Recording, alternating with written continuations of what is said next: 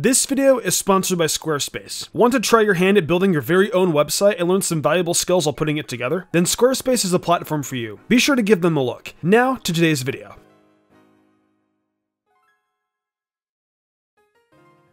I heard you all loud and clear in the Strongest Johto Pokemon video. And do you guys think I didn't plan ahead? Of course I did. And that is why we'll have this video all to itself talking about the Singlehorn Pokemon Heracross. The amount of comments I read asking where this guy was in the strongest video was heard, and today it'll get its own video discussing not necessarily how strong it is, but at least how good it is in-game. As you guys know, Falseswipe is a series over on his channel where he analyzes how well a Pokemon has done in competitive battling over the years and explains the history of it all. I will be taking how well it does in important battles, such as the rival, evil teams, gym leaders, etc., along with the moves it gets and the game availability. In today's case, we will be talking about Heracross, considering you guys wanted this Pokemon the most from the last video. If you guys do enjoy this series and want more, let's crush 4,000 likes and vote for what Pokemon you guys want most in the comments below. Whatever comment gets the most upvotes will be the Pokemon we do next. Anyways, that's all out of the way now. Let's hop into the history of Heracross from the in-game perspective. So let's take things from the top in its game of origin, Gold, Silver, and Crystal in Generation 2. Heracross can be found quite early in the game. Just past Bugsy, we can head into Elix's Forest to seek out TM2 Headbutt, and pray to the RNG gods that we encounter Heracross from the trees. By looking at its typing, you would think Heracross would have some good matchups. Well, actually that's wrong, because if we take a quick look at Heracross's Gen 2 move pool, it's a whole lot of normal and not a lot of anything else. Horn Attack is Heracross's most powerful move until level 35, where it learns Takedown, a base 90 power move with 85 accuracy, and inflicts damage to itself with recoil. Your next best option isn't until level 54 with Mega Horn, and that's a bit too late in the game to pick up for your first actual stab move. Of course, there is counter at level 27, relying on your opponent to deal damage to you first, or reversal at level 44, which also depends on the amount of HP Heracross has left. As for the TMs Heracross has access to, the most notable ones are Headbutt and Earthquake. Not a whole lot of options, and not even any moves to deal with the matchups Heracross is supposed to deal with. Looking at Whitney without a fighting move, Will without Mega Horn, Jasmine without a proper fighting move, Heracross will also be at a complete standstill against Morty's Ghost Pokemon. Price should in theory also be a good matchup for Heracross, but the lack of good fighting moves makes this battle not favorable either. And lastly there is Claire, which with her many dragons, does not let Heracross have a good time. Team Rocket consists of mainly poison types, but Heracross just can't properly hurt them, so it's quite even. It's like having a Miltank, but without the stab on normal moves and no good recovery. The rival battle is all the same, and the Elite Four is no different story. For Generation 2, the final verdict of is Heracross good in game is absolutely not. It's a bit of a pain to pick up with RNG, and the reward is not worth the effort. You'll probably be better off trading a Drowsy for Machop and Goldenrod if you want a fighting type that's actually worth your time.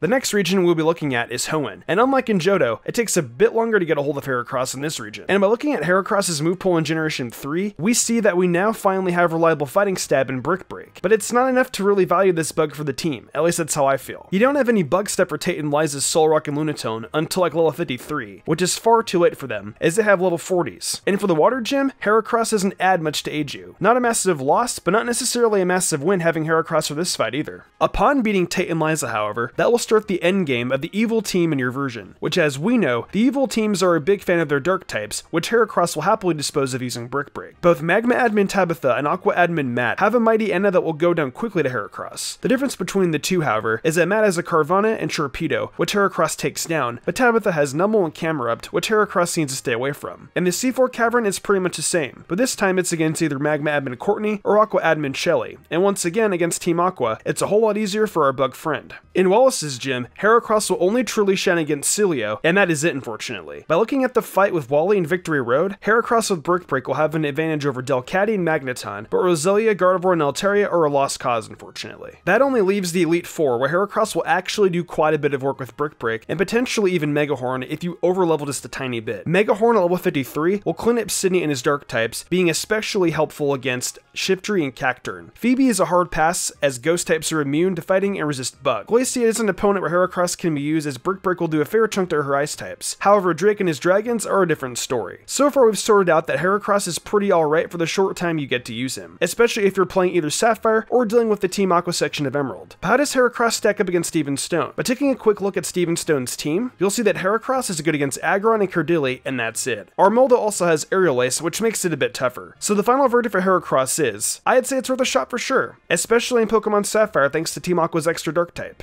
From the shores of Hoenn to the snowy cold Sinnoh, we first locate our bug friend sipping on some sweet honey with either a 1% encounter rate if it's a non-Munchlax tree, or a 3.5% encounter rate on a Munchlax tree. And due to super early access to Heracross, we'll have it with us for all of Sinnoh except for our first gym battle against Rourke. Thankfully, from the last generation to this one, Heracross has gotten a massive upgrade to its moveset, which we will take a closer look at. But before anything, I need to disclose one thing. Heracross will be more useful in Diamond and Pearl than it will be in Platinum, due to one thing and one thing alone: the placement of Fantina's gym. Being after Crash or Wake is very important due to the move relearner and the move Night Slash. But before we need that, let's take a look at how Heracross will do against Gardenia. By the time you reach Gardenia, you already have Aerial Ace thanks to Heracross learning at level 13. Thanks to that, both the Diamond and Pearl and Platinum teams of Gardenia will be shredded cheese in front of Heracross. Aerial Ace will slash through Cherubi in Diamond and Pearl, and Cherrim in Platinum. Turtwig and Roserade will also be little to no difficulty. The biggest move for concern in this gym is Leech Seed from Cherrim or Cherubi, which can chip down on Heracross. But from a pure fight standpoint, Heracross has got this one in the bag. Now, like I mentioned before, this is the big difference between Diamond and Pearl versus Platinum, depending on the version the next gym is, either Maylene and her fighting types, or Fantina and her ghost types. At this point in the game, Heracross is not much for help versus Fantina, because we don't have Night Slash yet. However, against Maylene, Heracross will have a great time in either version. Aerial Ace makes quick work of Maylene's fighting types, but you do need to look out for Meditate's confusion. As for Lucario, we have Brick Break to break that Lucario with no problem. That's 3 or 4 badges obtained. The next gym leader is Crash or Wake, and as water types, we're just like with Wallace, Heracross isn't exceptional, but it isn't terrible either. You can certainly throw out a good few hits, but don't expect to tank too greatly either. Against Heracross, you have no great moves to hit you, and in Diamond and Pearl, Gyarados can barrage you of Dragon Rage, chipping 40 health points every turn. Quagsire is of no concern to Heracross. Quite an easy battle in all honesty, but Floatzel and Heracross will be quite even, so use it at your own choice here. But with Crash or Wake defeated and the 4th or 5th gym badge obtained, we can look to either Fantina and her ghost types, or Byron and his steel types. But for the sake of catching up so we're on the same level, we'll head to Fantina for our 3rd or 5th gym battle. Fantina will still be tricky thanks to Gus on Drifblim and Psybe from Miss Magius, but it's a better fight for Heracross. Upon defeating Fantina, we'll be 100% caught up, and the next up is Byron, which as a steel type gym leader should be an easy fight, right? Well, kind of. If we're playing Diamond or Pearl, Byron has a Bronzor with extra sensory, but in Platinum, he has a Magneton instead. The rest of the team, however, is exactly the same, and at this point you have access to close combat over Brick Break if you so chose. But beware of the defense and special defense drop if you do go with that option. But yeah, Heracross is incredibly well against the Steelix and Bastiodon on Byron's team, regardless of version, so that is a clean match picked up with minor issues. Next up on our travel list is Snowpoint City, and the ever so happy Candace. Looking at her team real fast, we see Snover, Sneasel, Medicham, and Abomasnow in Diamond and Pearl, while in Platinum her team is Sneasel, Piloswine, and Frostlass. Or in both versions, Aerial Ace, Brick Break, or Close Combat and Night Slash will do wonders in terms of beating Candace. Just stay away from Frostlass, be a little bit careful. Not even Medicham and her Diamond and Pearl team has Psychic Stab, so they'll be fine on that front. Looking at the evil team, I would not send Heracross in to fight these. Team Galactic has an array of Psychic types and Golbats who like to air cutter our poor friend. Even their Skuntanks pack Flamethrower for coverage. There are very few in-between fights that Heracross genuinely can take on his own. Most notable is Saturn's Toxicroak, Cyrus's Sneasel, and later on Weavile, but the rest is a no-go. As for Volkner, Heracross will have access to Earthquake, if you pick that up in Wayward Cave. However, his Electivire and Luxray have Fire Punch and Fire Fang, so try to avoid them. Sinnoh's Elite Four is not really a place you want to use Heracross. Aaron has Bug types so Flying type moves. However, if you have Rock Tomb, you can use that. But this matchup isn't great. As for Bertha and her ground types, this is probably where Heracross will shine the most. Heracross can make quick work of Sudowoodo and Golem, while still doing massive damage to Quagsire, Whiscash, and Hippowdon. Flint is a no-go zone for Heracross as he has Rapidash and Infernape, but you can use it against Steelix and Lopunny. Drifblim is just like versus Fantina, we stay away. Finally, the last Elite Four member is Lucian, which is a full team of Psychic types, and to save yourself the trouble,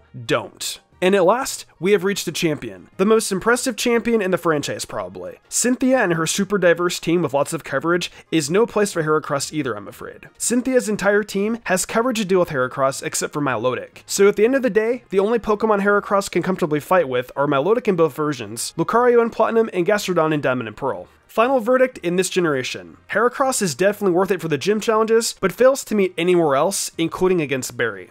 Thank you once again to today's sponsor, Squarespace. Squarespace offers so many tools to creators out there that it's almost kind of unbelievable. I've always been interested in creating my own website, but always felt too overwhelmed by all of the different things that would be required to make the website a good one. But after looking into everything Squarespace has to offer, such as the ability to auto-post a social media tool, or the fact that your website by default has a mobile version that matches the desktop, has made me worry a lot less about creating one. And if any of you are interested in using these tools to get started with your own website, be sure to go to squarespace.com/missit to get started, as you'll be able to save 10% off your first purchase of a website or domain using code MYSTIC.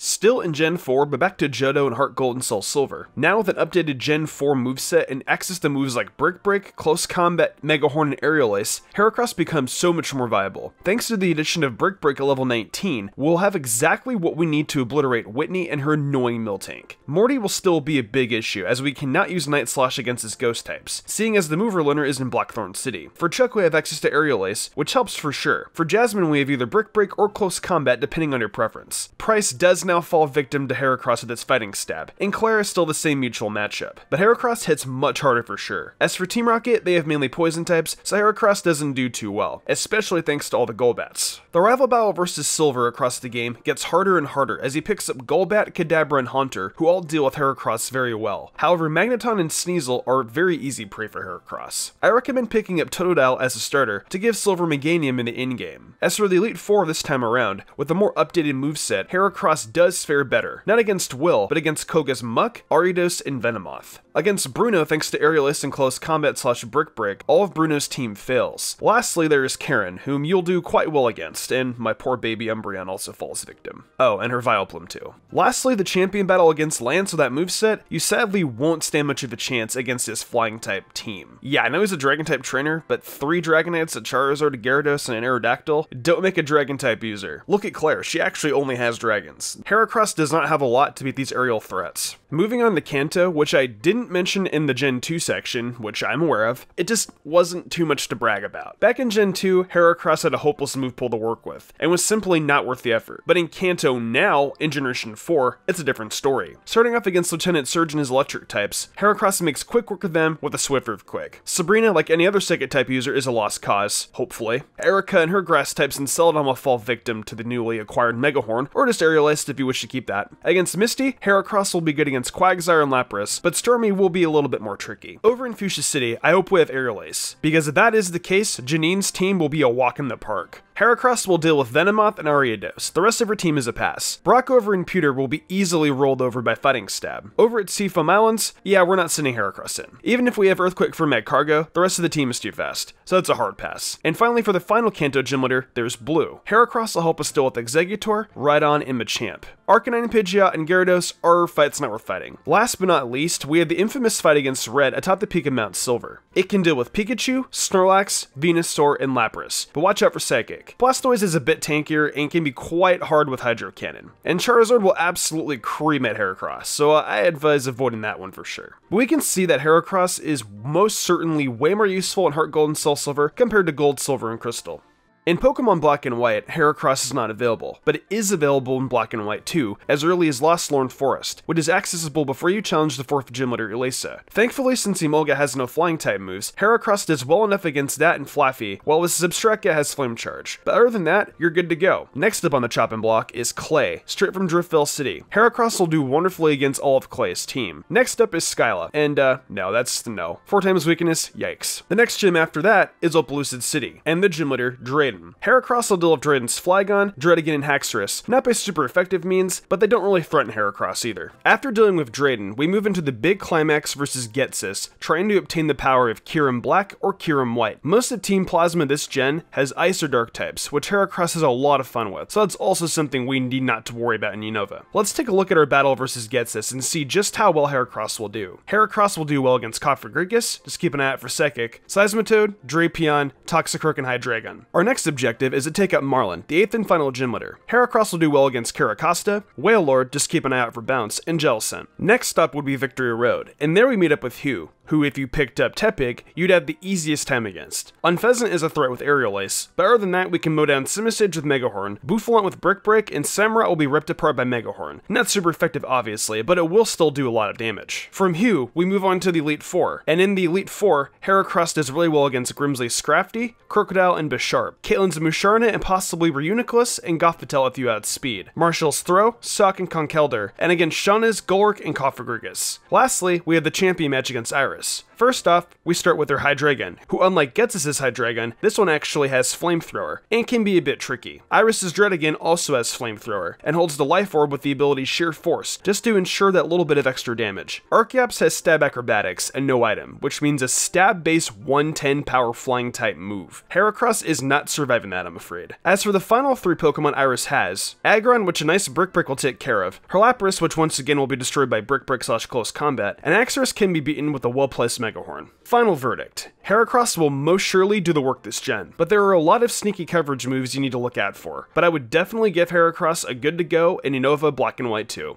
Moving over to Kalos, Heracross is only available in Pokemon Y. If you're playing X, find a friend to trade with. Heracross is available as early as Route 12, which is right before Ramos and after Karina. It can be found at level 25 with a semi-rare appearance rate. It may take you a few attempts, but you will find it after a bit. Once you have Heracross, its journey through Kalos isn't bad. It can help out against Ramos' Go-Goat, Clement's Magneton, Olympia's team aside from Sigilith, Wolfric's team, Wixstrom's Probopass, Lysander's Pyro, I guess, destroy Selena's Meowstic and Absol, and some other normal types and dark types out there from other important battles. So Heracross does decently well against notable threats in X and Y. But what about move accessibility? Well, Hera gets Brick at level 25, Megahorn can be learned at level 46, Night Slash is looking promising via Move Relearner, and Aerial Ace at level 10 for Bug and Grass types. Yeah, that actually looks pretty good for Heracross. As we can see looking through Kalos, Heracross does decently well from the moment we pick it up. By taking a look at Team Flare and their preferred Pokemon, we can see that thanks again, once to the preferred usage of Dark types, Heracross has a field day. You just need to be aware of those Golbat, Murkrow, and Honchkrow, as well as Lysander's Honchkrow, Mienshau's Acrobatics, and Pyro's Fire Blast. Would I consider using Heracross in Kalos? Probably not. From the time it's picked up to the end game, it feels like Heracross doesn't have that much to offer as it has in previous generations. It's pretty good decently, but to me, it's just there are better fighting type options and bug type options in Kalos. The Mythic Heracross Mega Evolves!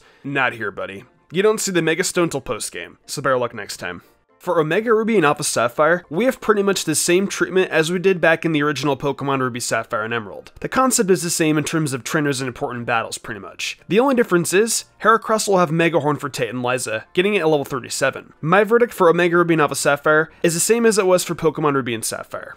From Kalos to Alola, we look at the final island, Pony Island, to pick up Heracross. First off, we have Tonokomo, which should be okay, but in Assist Noivern can be a bit of a pain. Next is Ultra Necrozma with a +2 Omni boost and Stab Photon Geyser. Heracross is dead. Next we have Mina's Trial, and for that we have to face off against every Trial Captain. And for that, Heracross will do well against all of Lima's team, Mallow's entire team, Lana's Cloyster and Araquanid, and all of Sophocles' team. Kiawe, being a Fire Trial Captain, will scorch this bug. Then there's Totem Rabambi. Just no. Fairy type with Stab Moonblast. You get the idea. All trials on Pony completed means it's time for the Grand Trial against Hapu. Heracross does well against Hapu's entire team. Against Gladion on your way to the Elite Four, Heracross does well against Zoroark, Lucario, and Savali if it's Water type or Grass. In the Elite Four, Heracross does well against all of Mullane's team except for Metagross, all of Olivia's team, Ace Rola's team, but Kahili will destroy Heracross. As for the title defense match against Hau, Heracross will do well against Leafeon/Vaporeon, but not Flareon, Tauros, Crabominable, and Decidueye. Overall, for Alola, I'd say meh to Heracross. It's a bit too late when you pick it up, and it doesn't really make up for the time it takes to pick it up. Final overall verdict. Ever since Brick got added into Heracross's move pool in Gen 3, this bug/fighting type has most certainly proven its worth. So to answer the question, how good was Heracross in-game actually? The answer is quite alright, and definitely worth it, that's for sure. Well, that wraps up this in-game analysis on Heracross. I can say it's most definitely not a bad choice if you're looking for a bug or fighting type. What Pokemon do you guys want next though? Let me know down below, and whenever comment gets the most upvotes, will be the next Pokemon we analyze. If you enjoyed the video, why not leave a like and subscribe to my channel with notifications on, that way you never miss an upload. If you want to support me further, consider following my Twitch where I stream a lot of Pokemon content and all kinds of other Nintendo content like Zelda, Fire Emblem, and much more. Also, I've been reviewing every episode of My Hero Academia Season 4 over on Mystic Sage, so head over there if you're into that too. I would love that a lot. Want to support me further in game called Perks? Check out my Patreon. Daniel Leone, Lady Crimson, Memory Martin, The Lazy Leo, Matthew Young, Awesome Lego, Jarrett Weiss Austin, Sodden Grider, Nigma97, and Kermit117 did, and I want to thank them personally for going above and beyond. It means the world to me. I think I'm gonna wrap this up though. I'm Mr. Gumbrand, and I will see you in the future for more awesome Pokemon content.